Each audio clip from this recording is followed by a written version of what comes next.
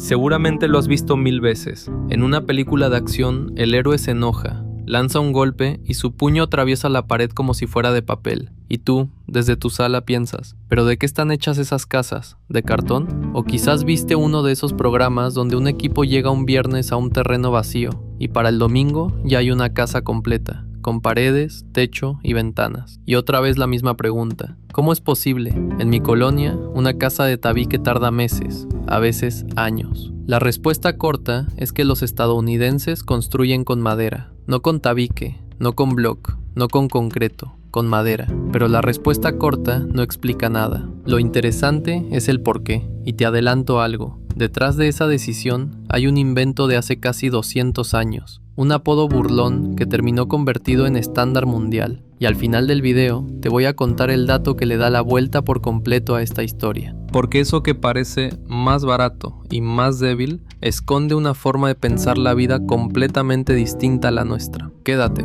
porque esto se pone bueno. Empecemos por lo básico. El sistema se llama, en inglés, wood frame, que podríamos traducir como entramado de madera o estructura ligera de madera. Y antes de que te imagines una cabaña rústica de troncos en medio del bosque, detente, porque no es eso. Es justo lo contrario. El wood frame es un sistema moderno, industrializado y estandarizado, que lleva más de siglo y medio perfeccionándose. La idea es sencilla. En lugar de levantar muros macizos, se arma un esqueleto. Piezas de madera verticales y delgadas, colocadas en fila a una distancia fija, unidas arriba y abajo por piezas horizontales. Sobre ese esqueleto se clavan placas que le dan rigidez por fuera y por dentro se cubre con tabla roca, ese material de yeso que muchos conocemos como panel de yeso o drywall. En el hueco que queda entre las piezas verticales va el aislante y listo.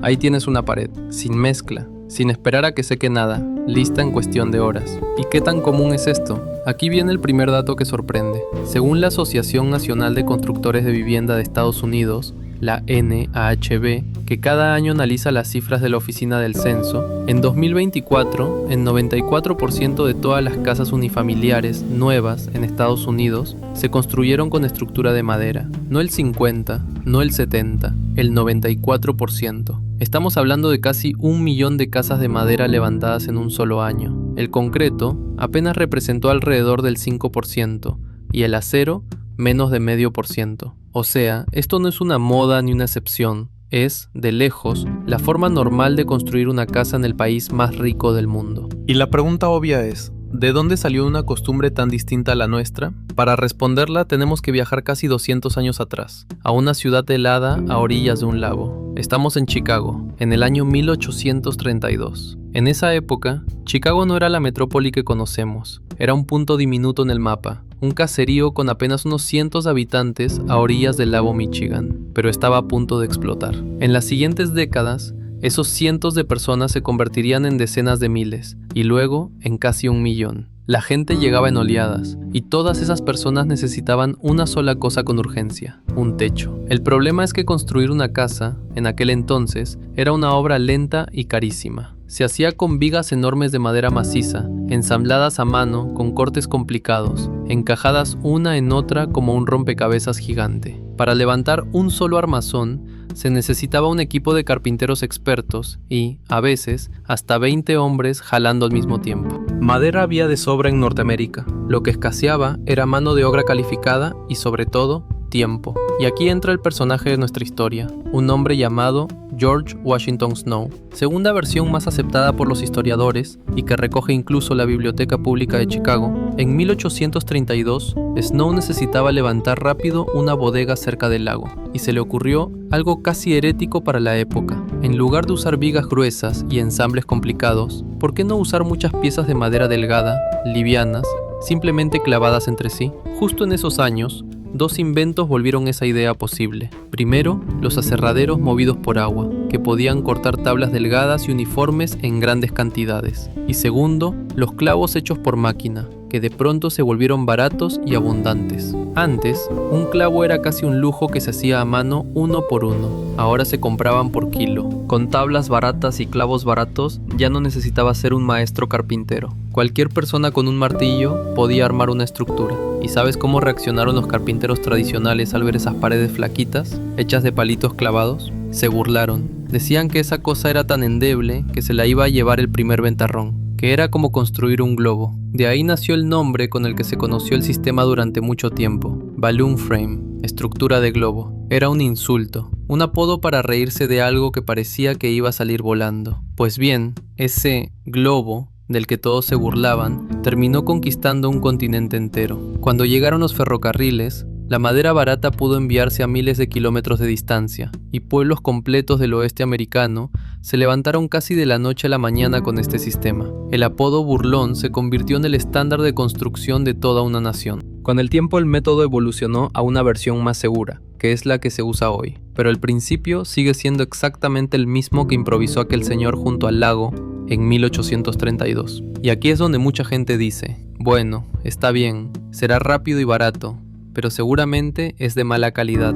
Pues es justo en este punto donde la historia se pone interesante, porque el wood frame no sobrevivió 200 años solo por ser barato, sobrevivió porque, en el lugar correcto, funciona increíblemente bien. Déjame darte 3 razones técnicas. La primera es el clima. La madera tiene un enemigo muy claro, la humedad combinada con el calor. Eso es lo que la pudre, lo que atrae insectos, lo que la destruye con el tiempo. Pero buena parte de Estados Unidos, sobre todo el norte y el noreste, tiene inviernos largos, fríos y relativamente secos. En esas condiciones, la madera tratada puede durar décadas sin ningún problema. El frío y la sequedad, en lugar de destruirla, la conservan. Y viene un bono extra, el aislamiento térmico. Como las paredes no son macizas, ese hueco entre las piezas de madera se rellena con material aislante, como lana de vidrio o espuma. El resultado es una pared que funciona como un termo. Mantiene el calor adentro durante esos inviernos en los que afuera la temperatura cae por debajo de cero.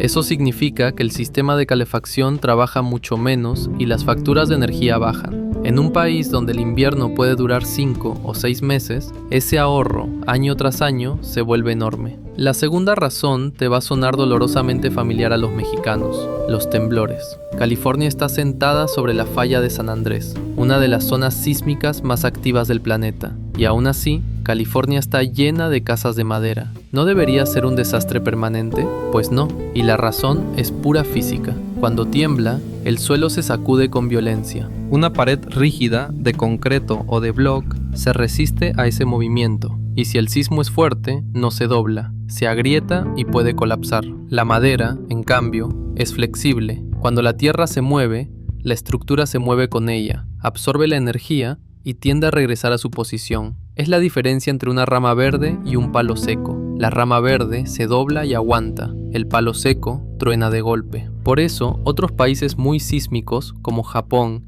Chile o Nueva Zelanda, también usan mucho este sistema o sus variantes. Y la tercera razón es de peso, literalmente de peso. Una casa de madera pesa muchísimo menos que una de mampostería, y como pesa menos, no necesita esos cimientos profundos y carísimos, llenos de acero y concreto, que exige una casa de bloc. Con una base mucho más sencilla es suficiente. Y ahí, desde el primer día de obra, se ahorra dinero, tiempo y material. Súmale un detalle muy práctico. En una pared de madera, los cables y las tuberías pasan por dentro del propio esqueleto, sin tener que romper ni picar nada. El electricista mete sus cables, el plomero sus tubos, y nadie tiene que resanar después. Imagínatelo. Nada de polvo, nada de un martillo cincelando el muro toda la tarde. Ahora, para ser justos, no todo es maravilla. Y este es el momento de hablar de lo que casi nunca te cuentan, porque ninguna solución es perfecta. La madera tiene desventajas muy reales. La primera y más obvia,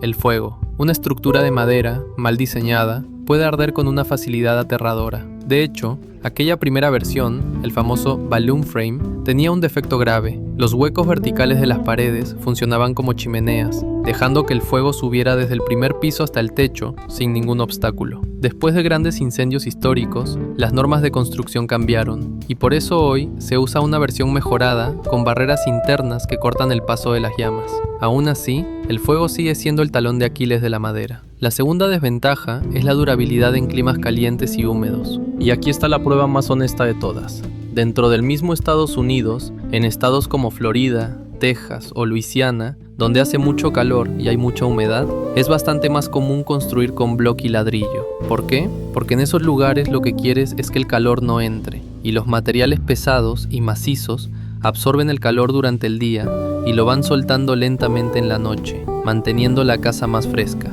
Además, la madera sufre más en ese clima, o sea, ni siquiera los propios estadounidenses construyen igual en todo su país. El sistema cambia según la región. No existe una sola respuesta correcta, y quien te diga que la madera siempre es mejor que el block, simplemente no conoce bien el tema. Y hay una tercera desventaja, más sutil, pero quizás la más importante de todas para nosotros. Tiene que ver con cuánto se supone que debe durar una casa. Y a esa idea vamos a llegar al final del video, porque ahí, escondido, está el verdadero choque cultural entre cómo piensan ellos y cómo pensamos nosotros. Porque la pregunta del millón es, si la construcción seca es tan rápida y tan eficiente, ¿por qué en México seguimos haciendo casi todo con block y concreto? Y la respuesta no es que estemos atrasados, es que nuestro contexto es completamente distinto. Aquí se combinan varias razones. La primera ya la mencionamos, el clima. México es, en gran parte, un país tropical y subtropical. Calor, lluvias y humedad durante buena parte del año. En la costa, en el sureste, en el trópico, la madera sin un tratamiento muy cuidadoso se deteriora rápido. No es imposible construir con madera aquí, pero requiere tratamientos costosos y mantenimiento constante. El block, en cambio,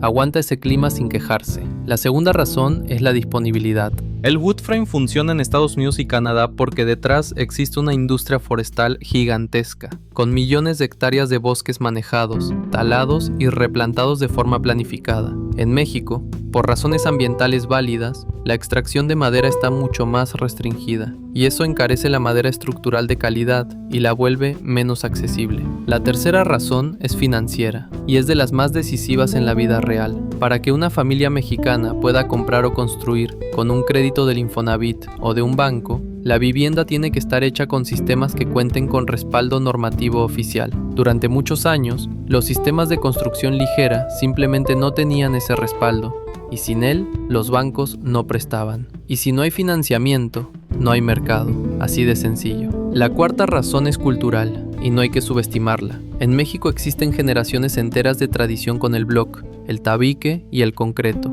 Los maestros de obra lo saben hacer de memoria. Los proveedores están organizados alrededor de esos materiales y las familias confían en ellos, porque crecieron viéndolos levantarse así. Cambiar esa inercia toma tiempo y es normal. Ahora, esto no quiere decir que las cosas estén congeladas. En México está creciendo una alternativa muy interesante, el llamado steel frame, o estructura de acero ligero. Es exactamente la misma lógica del wood frame, la misma idea de esqueleto y paneles que se arman rápido, pero en lugar de madera usa perfiles de acero galvanizado. La ventaja, el acero no se pudre, no le entran insectos y aguanta la humedad del trópico sin problema. Resuelve justo el punto débil de la madera en nuestro clima. Todavía es un mercado pequeño y los costos aún no terminan de bajar, pero las condiciones están cambiando. Es muy probable que en los próximos años lo veamos cada vez más, sobre todo en vivienda de interés social, donde poder construir rápido y barato vale oro. Pero te prometí al principio un dato que le da la vuelta a toda esta historia. Y aquí está. Volvamos a esa imagen del inicio. El puño que atraviesa la pared, la casa que parece de cartón. Cuando un mexicano ve eso, su reacción casi siempre es la misma. Qué frágil, qué mala calidad. Pero esa reacción dice más de nosotros que de ellos. Porque para un mexicano, la casa no es solamente un techo, es patrimonio. Es la casa que construyó el abuelo, que heredó el papá, donde van a crecer los nietos. La hacemos con block, con concreto, con varilla, para que dure 100 años y pase de generación en generación. Cuando construimos, pensamos en la eternidad.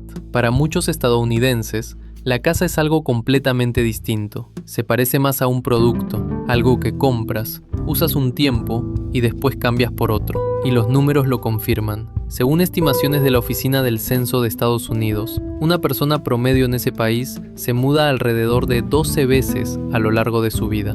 12 veces. Para una familia que se va a mudar tantísimas veces, ¿qué sentido tiene construir una fortaleza de concreto pensada para durar un siglo? Es más lógico levantar una casa rápido, que sea cómoda mientras vives en ella, y que el siguiente dueño pueda remodelar a su gusto, o incluso tirar para empezar de cero. Y ahí está el verdadero contraste. ese que casi nadie te explica. No es que ellos construyan mal y nosotros bien, es que estamos respondiendo a dos preguntas distintas. Nosotros nos preguntamos, ¿cómo construyo algo que dure para mis hijos y mis nietos? Ellos se preguntan, ¿cómo construyo algo cómodo, rápido y eficiente para la etapa de mi vida en la que estoy ahora? Aquella pared que parece de cartón no es un error, es el reflejo de una manera completamente distinta de entender qué es un hogar. Por eso aquel apodo burlón, globo, terminó siendo, sin que nadie lo planeara, una metáfora perfecta. Algo ligero, que se levanta rápido y que no pretende quedarse para siempre. Lo que en 1832 fue una burla, hoy es la filosofía de vivienda de toda una nación. Así que la próxima vez que veas una casa americana en una película y pienses que es de cartón, ya sabes que detrás hay casi 2 siglos de historia, una decisión inteligente, adaptada a un clima y a una forma de vida, y una pregunta sobre qué significa un hogar que ellos responden muy distinto a como la respondemos nosotros. Ni ellos están mal, ni nosotros estamos mal. Son 2 respuestas válidas a 2 realidades diferentes. Y ahora quiero leerte a ti. Si te ofrecieran construir tu casa con un sistema ligero, rápido y moderno como el steel frame, ¿lo harías? ¿O eres de los que no cambiarían el bloque y el concreto de toda la vida por nada del mundo? Porque una casa de verdad tiene que sentirse sólida bajo los pies. Cuéntamelo en los comentarios, que de eso quiero que hablemos largo y tendido. Si este video te hizo ver las casas con otros ojos, regálame un like, porque eso ayuda muchísimo a que más gente lo encuentre. Y si todavía no estás suscrito al canal, este es el momento perfecto. Nos vemos en el próximo video.